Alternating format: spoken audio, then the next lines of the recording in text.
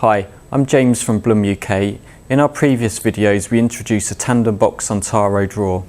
We've also covered the parts required for our drawer as well as the dimensions for the base and backs.